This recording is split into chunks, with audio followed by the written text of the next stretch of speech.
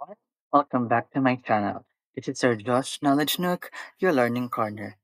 And for today's discussion, we are going to talk about social studies as integrated curriculum. If you could still remember from our previous video, we discussed about what is social studies. And from that discussion also, we I have explained to you that social studies is integrative in nature. And that is why it gives birth to our discussion for the day, and we're going to learn what is social studies as integrated curriculum. But before we proceed on discussing this topic, please don't forget to like, share, and subscribe to my channel.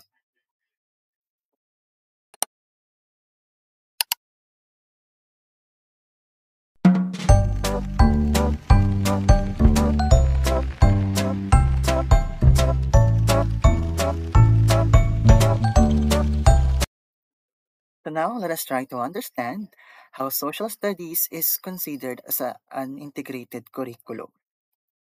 But first, let us define what is integrated curriculum. So, according to Shoemaker in the year 1989, integrated curriculum is education that is organized in such a way that it cuts across subject matter lines, bringing together various aspects of the curriculum into a meaningful association to focus upon broad areas of study. So, from this definition by Shoemaker, we can understand that when we talk about integrated curriculum, it talks about connecting different subjects and topics into a um into one topic, okay? Or the way we explain a certain topic is not just focused on one subject only, but we try to connect it with other subject areas or learning areas, such as instead of just teaching math or science or history in isolation, we integrate or we look into it that na ay link, no? Na yung mga natural links ang kaning mga different subjects with one another. Okay, so that is why, according there, it cuts across subject matter lines. So this puts emphasis, no, on breaking down the traditional barriers between subject na instead of just learning one subject at a time, why not try to connect the topic to another subject? Okay, so example, no, you are talking about Philippine Revolution, no, that could involve history, right? History alone. But if you're going to use integrated curriculum, why not also like connect it to other subject matter lines, such as, for example, on reading, no, on writing, or in math. Okay, so muna siya. So how can we integrate math in Philippine Revolution? Siguro by calculating how many people were involved, no, during the revolution, how many are the members. So writing, or yes, as a writing, we can create an essay regarding our um, reflection, or perhaps our arguments, no, regarding that event. So inana sa integrated curriculum, no, we're not just going to focus on one subject areas, but we're going to connect uh, one topic to different subject learning areas. So, yung dira, bringing together various aspects of the curriculum. So, meaning, you are not just learning, no, one subject in specifically, but ang learning nimo or ang learning sa bata, if you're going to use integrated curriculum, is holistic siya because makita man niya ang connection sa usa ka subject to another. And we have another definition. So if you want to be more clarified, so once an integrated curriculum. So in this definition, no, it defines as it create meaningful learning experiences through establishing connections between and among learning areas, thus making sense of the social phenomena being examined. And of course, no, since integrated curriculum is connecting, no, different subject matter areas to one topic. So it does really create a meaningful learning experiences because holistic man ang learning sa mga bata. Dili lang focused or learning subject in isolation. So it established connections. Thus, students can see the bigger picture and apply their knowledge in a more holistic way. So, when talking about social studies as integrated curriculum, it has actually core tenets, no? And there are four core tenets to an integrated curriculum. But before we proceed on these core tenets, let us define muna kung ano tong core tenets. Talk about core tenets, these are the most basic and important parts of something. So meaning, kani atong ipang discussion node are the most and basic important parts of integrated curriculum. So first you have there, based on what is being shown, no, integrated experiences, social integration, integration of knowledge, and integration as curricular model. Let's discuss first the first tenet, which is integrated experiences.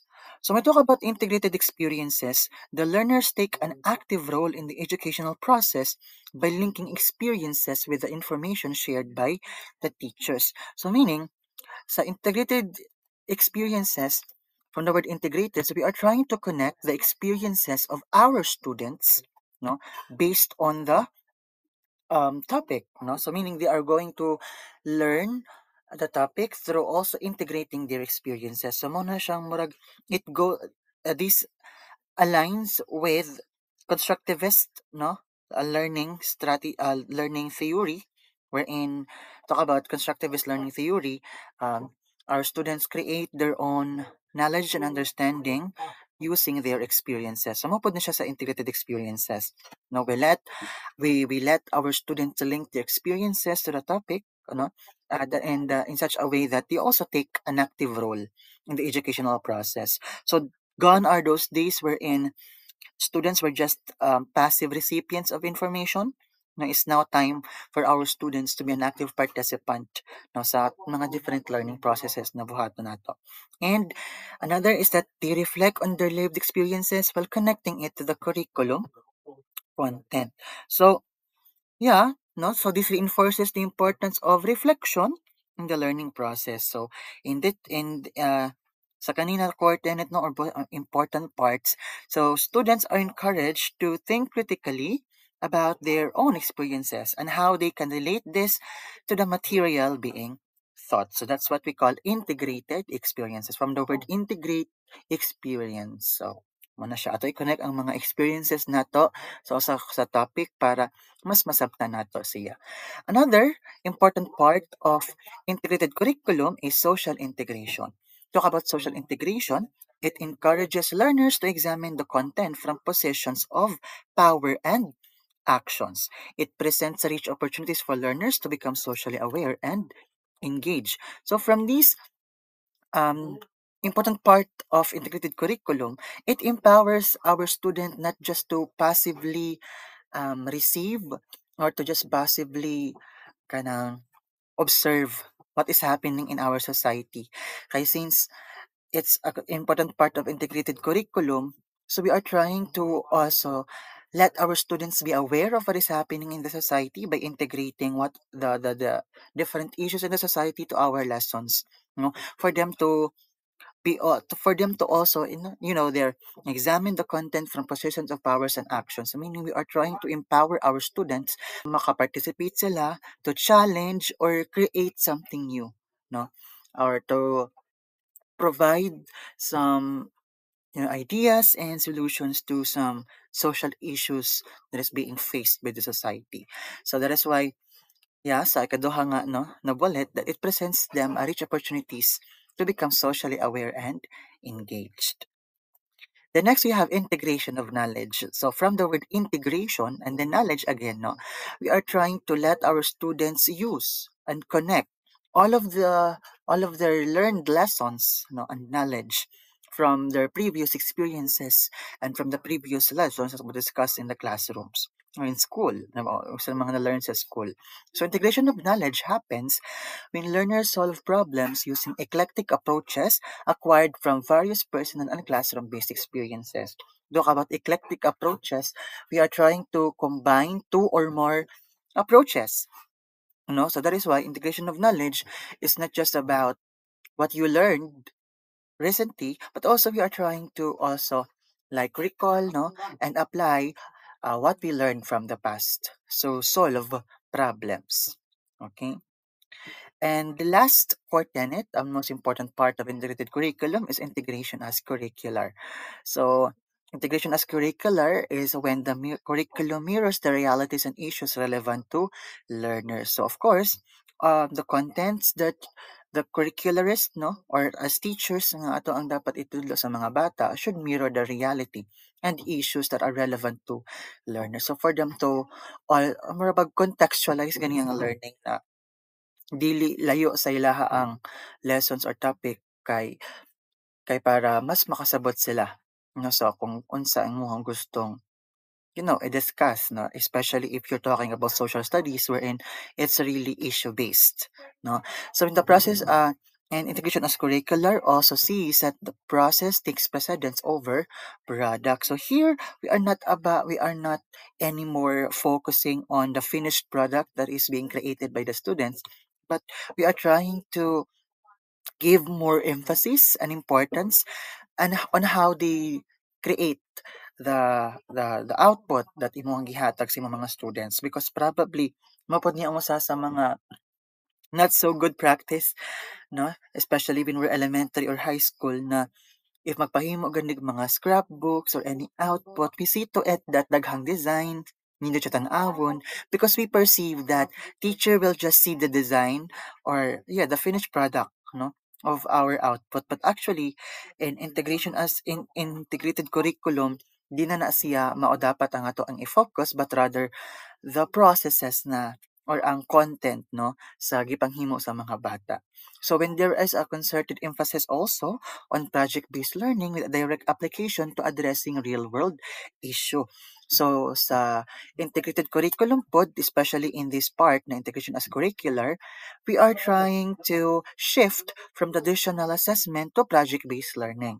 So to also see whether or to let our students apply what they have learned from our daily lessons, no, not just focusing on the declarative knowledge, talk about declarative knowledge, kuno if unsay ilahang mga naibawan, no, based on mga WH question na what, who, when, no, what is the concept all about mga inana, or by just checking on the lower order thinking skills. So it's time for us, no, especially in the grid curriculum, to put emphasis and importance on testing their higher order thinking skills by letting them apply what they have learned from our lessons. So let us have here an illustration of integrated curriculum. So before we end, so this is how integrated curriculum looks like. No, so there in the big circle we have theme or the topic, and the way we use integrated curriculum is by creating objectives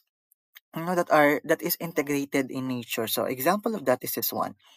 Pagkilala sa sarili. So that is our topic, no? So probably this is grade 1 or grade 2, no, subject matter area or na topic, yes. And then as you can see in the objective, dara makita nato ang integration nga gibuhat, no? Because instead of just focusing on one subject matter area lang, no, we also tend to again connect the topic to another subject matter area. For example, nilarawan ng pansariling pangangailangan, pagkain, kasuotan at iba pa at mithiin para sa Pilipinas. Actually, we can just stop no, on that statement na ilalarawan ang sariling pangangailangan. But if dira lang ta mo stop, then it's not integrated anymore. No? So muna now we think of another subject that we can integrate, no? We can connect to the topic. So instead of just stopping sa ilalarawan ang pasariling pangangailangan, which is only focused on economics, why not also like use or connect science, di ba? Pagkain, di ba? Go, grow, glow. Kasuotan, it could be geography, di ba? Or culture. At iba pa, pitihiin para sa Pilipinas. So it's also values. So as you can see, that is how we do integration in social studies. Okay? So I hope that this lesson is at some point made you clarify some concepts no, regarding integrated curriculum. And if you um, learned something from our discussion, so please don't forget to like, share, and subscribe my channel. Again, Sir Josh Knowledge Nook, your learning corner.